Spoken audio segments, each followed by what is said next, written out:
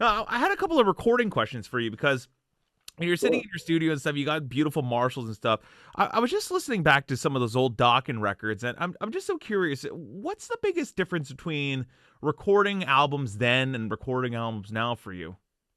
Bloated budgets. Yeah, No, I mean, we spent what I look back on as way too much money on records, although that was what you did back then. yeah, Um, and but now, we've decided, well, I think I'd rather just own the equipment myself. yeah.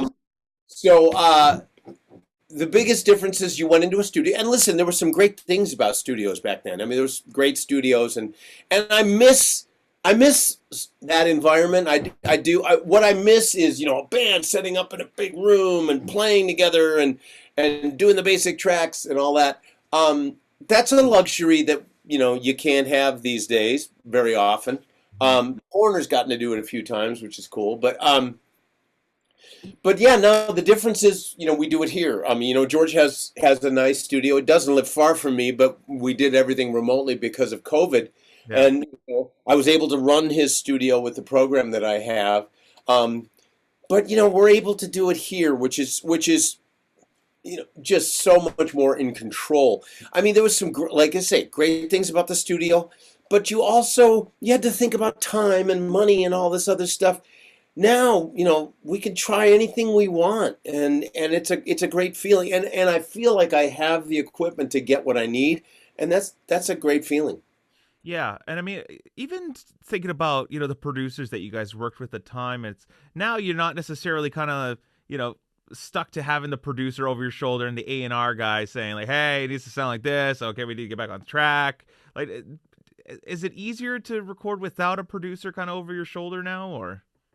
Well, I'm supposed to be the producer that's over everybody else's shoulder now. Right. Uh, But produce it's different though because if you're your own producer versus somebody else coming in. that's right. Well, I think okay. There's good and bad. The good about me producing is that I think I know the project. I know everybody intimately. I know how to get performances out of them. I know how to create an environment where we're going to be creative and collaborative. Yeah. Um, and I know what I have in my head, and nobody's going to get in the way of that vision, and that's a great thing. It is nice, however, when you are just the artist and you have somebody focusing you. It's a great thing, and Yeah. I don't get that often enough because I'm usually producing the things I'm in. So I do miss that. That's a great thing when you're work. I mean, I've worked with some amazing producers. Wynn Davis, Keith Olsen, Michael Wagner, Neil Kern, and Jeff Workman. All these Yeah. great people, and I loved having them. I mean, a bad producer is no fun to work with, but great producers are a lot of fun to work with, and I do miss that. I do miss that. Yeah. Talk about the difference in the sounds of records now because you listen to the 80s and everything's the cannonball snare and the reverb, you got the PCM 70s and you got the Eventide harmonizers going. Now it seems like I was just interviewing a band Dirty Honey like 2 weeks ago, and I was saying how on the rock side everybody's trying to sound very 70s now. You look at Greta Van Fleet and Dirty Honey, they're very 70s. On the pop side, everybody's very 80s, like Dua Lipa and The Weeknd. Everybody sounding like Madonna and those Michael Jackson records. Right. With the End Machine and even going back to the Dokken records, do you try and get away from that sound, the cannonball snare and the do you purposely make it sound modern, or do you want to have a little bit of nostalgia to it? Oh, I don't mind a little bit of nostalgia. I mean, listen, you try and evolve and get better. I mean, when I listen back to 80s records, most of the time that cannonball snare is just too much, It doesn't sound real. It sounds kind of artificial to me I now. love that shit, by the way. That's like my favorite. I mean, it was a great sound, but like I say, for me, it takes away a little bit of the sincerity when it's so overdone, which it kind of was. Yeah. Wasn't a lot of bass on 80s records, and I feel that was missing in the groove. I mean, I hear back a lot of 80s records, and I'll hear it, and I'll sometimes go, "Wow, that is not grooving how I know we were playing it." You know what I mean? That was really on the rock side because the rock records, you listen to like OU812 from Van Halen, the bass is almost non-existent, but then you go listen to a pop record that came out the same Yeah, year, and it's I know. huge bass. I know. It was crazy. Well, there was that period where it was all about mid-range for rock records, and that's that's one aspect that I really like. But I feel that overall the sounds have just so improved over the years. I like a more organic drum sound, and I like times when there's that all that kind of thing, and I love a ballad that does that and all that. Yeah. But I just think it's done a little more with a little more taste and a little more suited to the music now. Mhm. Bass sounds have come. Well, I mean, there were some great bass sounds back then, but you just didn't hear them. And I think guitar sounds have gotten.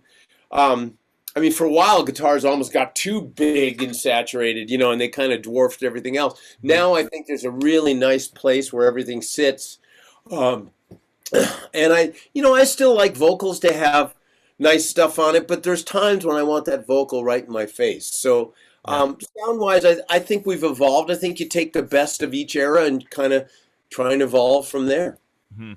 How did you guys do those backing vocals back in the day? Like take a song like "In My Dreams" or even "Dream Warriors." Like how were those backing vocals recorded? Well, in the case of both In My Dreams and Dream Warriors, we would make a slave tape. And within my dreams, Don had sung the "In My Dreams," he sang the melody during the chorus. Yeah. Um, and I believe I'm doing all the harmonies on both In My Dreams and Dream Warriors. Um, and we would take a separate, I'd fill up a slave tape filled with vocals. So it'd be 20 tracks of my voice on it. And then you'd fly it into, or then you'd, bounce it into a stereo track on the master. But generally, that's how we did it. I mean, sometimes there was definitely times when all three of us were singing. On the Tooth and Nail record, we did more stuff where Don, Mick, and I would stand around a mic and sing and do it old school. We Yeah. did that on several songs. Um, um, yeah, yeah. I So think that answers your question. so yeah. So it was mostly you just kind of just tracking Well, them up, stacking them up. songs in particular, those Yeah. happen to be songs that I did a lot of the vocals on. But if not all the harmonies, I think. But anyway, But even um, like yeah, because you could sing pretty high, but at the time the technology was interesting because you had samplers and you had harmonizer, all these things. So like, would you go in and like record like a lower harmony and then put it through a harmonizer to get that like "In my dreams it's still the same" like it or well, we sang all those because that also sounded very artificial even then. hmm, Um, so no, we had to sing it. You couldn't tune it back then. It was all wow. You actually had to sing in tune. Wow. yeah. Um, so yeah, I mean it took more time. Yeah, absolutely. Hmm. No, that makes sense. And how did you when it came to the mix? Did you have any say in regards to like how loud those backing vocals were going to be, or how they're processed, or did you leave that all up to the producer? To some extent, we had input. I mean, it would vary from song to song and album to album, but yeah, we definitely were there for the mixes and I mean, when you got Michael Wagner, Neil Kernan, or Wyn Davis mixing something, you have a lot of faith that it's going to come out great. Yeah. Uh, so we'd have suggestions, but they would do a bulk of the work, sure. Yeah. What about the drums on those albums? Because the on some albums they would do like sample replacement and stuff from like a trigger unit, and so on like Tooth and Nail, like were those drums live or were they replaced in the mix? Those were real drums. There might have been some kick and snare replacements at spots, although I don't think a lot. Not on Tooth and Nail. Yeah. Tooth and Nail, we did everything on 24 tracks. I don't Yeah. know how we did it, but yeah. So Tooth and Nail, the drums were organic, What about pretty like much. Dream Warriors? It was all organic, or No, by Dream Warriors, I think we started using samples, and I know under Lock and Key and Back for the Attack we were using samples. yeah. Even though we spent, so much time and energy recording the drums, which is really ironic to me now. Right. That's interesting. So you would spend all the time to get a good drum sound, but then in the mix they would say, We had a drum sound back then. It was crazy. It was just crazy. Wow. A whole week, and then you go and use a sampler. And I don't know why. I really those are some of the other things I think back. I think it was just because you're used to that. You just didn't expect anything to get done the first day and all that kind of stuff. It's very odd to me when I think back of the process. It was kind of inefficient in some ways, although we got it done. Yeah, it was somebody just trying to get paid, probably. Okay, extra session, extra time. Yeah. What about your bass rig on those albums? Was it just you and a bass and an amp, or was there anything cool, like special, going on in the rig? No, it was just me. Most of the time, it was a P bass. Sometimes I used my Spectres or five strings. Going through an SVT, direct and SVT. That was it. And that was it. Did you play any guitars on those albums at all, or was it just No, I think I played acoustic guitars towards the end of Dokken, yeah? uh, but I don't think I played any guitars on like the first four records. In the '80s. I don't think I played any guitar on the '80s records. No, '80s. not even Sure. like some rhythm stuff. Like it was all George. Nope. Nope. It was all George. Interesting. Yeah. Wow. Don played some rhythms on the Break and the Chains album, Mhm. but definitely Tooth and Nail, Under Lock and Key, and Back for the Attack. He did all the guitars. Yeah. Oh, no, you just said breaking the chains. Now you hear the Sure. da do da do da do bow bow. I love that drum fill. Yeah, it was a nice one. Would you guys, when you're writing something like that, a cool breakdown in like that bridge section, do you have that worked out in the studio beforehand before you go and record it? Like it's written, or does that arrangement happen while you're in the studio? Well, you're asking me about a Break and the Chains thing, which I actually wasn't there No, for. you weren't there. You weren't there. But But but the idea of the question, it's like a lot of that stuff when you're producing, like, is that stuff written beforehand? Like, is it a preconceived thing, or is it maybe done not in the the studio? entire film, but the fact that there's going to be like Burning Like a Flame. Mhm. I remember that had a middle section with a lot of drum fills like that, and we knew they were going to be there. We didn't necessarily know what fills they'd be. Mhm. Let Mick be a little bit spontaneous there. But yeah, we knew it was going to be something. We told him do something like the Who. you know, Right. That always works. Just be sure. Keith Moon. Yeah. Be Keith Moon and me, crazy drum fills. It's great. Yeah. Do you think guitar tones and like bass tones have gotten better over the years, really? Because I mean, everybody still goes back to using the vintage amps and all the vintage gear. Everybody wants an old Les Paul and an old Marshall Plexi. Well, you know, I mean, I certainly think we've. I mean, you're right. It's kind of the same stuff, but I think we're processing it better now. Mm. Um, I mean, when I hear a lot of '80s records, sometimes the guitar sounds are still very very impressive. Sometimes they sound very thin to me and very and a lot of '80s records they sound too processed, too much stuff on them, and I'm What do not you, what do you mean? There's too much compression. They're EQ'd too much like delay. thing and EQ. Mm. Sometimes they were definitely compressed too much. I mean, guitars kind of compress themselves naturally. You take a player like George, he plays off the amp compression. He compresses it himself. When he's doing it. I don't need to compress him more. Um, and so I think guitar sounds can be a little more alive now.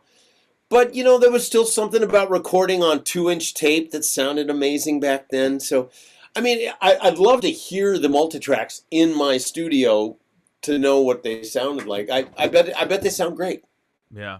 Who owns those multi tracks? Label, or does Don Yeah, have them? no, Label. no, I believe the label. Mm. Don might have some. I know George had some for a while, and he didn't even know how he ended up with them. But he sent an email to all of us like, "Hey, I found a bunch of these tapes." So we got them to whatever storage facility they're supposed to be in. But Nice. Would you guys ever go in and remix those '80s albums, or and put them as a re-release, or crank up maybe the bass? that's not a completely out of the question thing. I mean, it's tough because if we're going to make them sound like we would like them to sound today, a lot of people are going to say, "Oh, but now it doesn't sound like what I loved about." So Yeah. there, it can be a somewhat thankless job.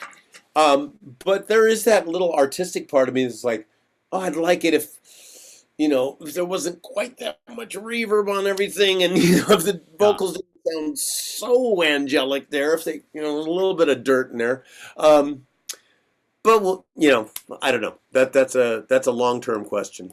Yeah. Well, David Coverdale just did that with all the Whitesnake stuff, and they kind of went in and reimagined the mixes, and it's it's hit or miss with the audience. It's like, well, that's not what I know, what I knew growing up with, or okay, now it does actually sound better. It's not washed out with reverb, but Right. never Precisely. mind. It's win or lose.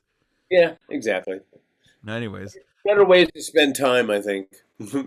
yeah, it's true. But we'll All see. right, cool. Well, that was a cool little little recording chat. Dug that.